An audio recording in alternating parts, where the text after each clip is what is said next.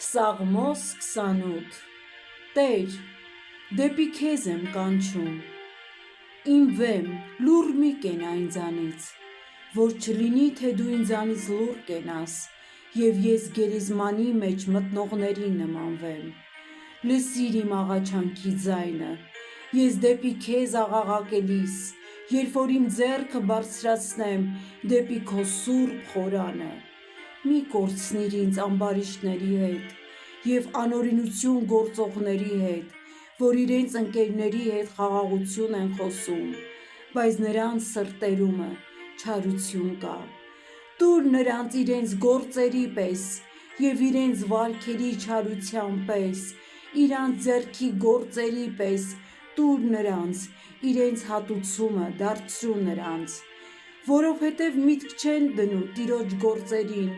և ոչ նրա ձեռքի գործերին, նա կկործանի նրանց և էլ չի շինի, օրհնյալ է Տերը, որ լսում է իմ աղաչանքի ձայնին, Տերն է իմ զորությունը և իմ վահանը,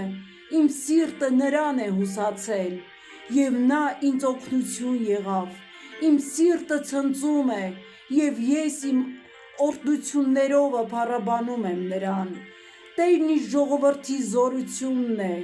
նա է փրկության զորությունը իր օծյալի համար, փրկիր քո ժողովուրդը և օրհնիր քո ժառանգությունը և արածեցրու նրանց և բարձրացրու նրանց մինչև հավիտյան, հալելույա, փառք Տիրոջը,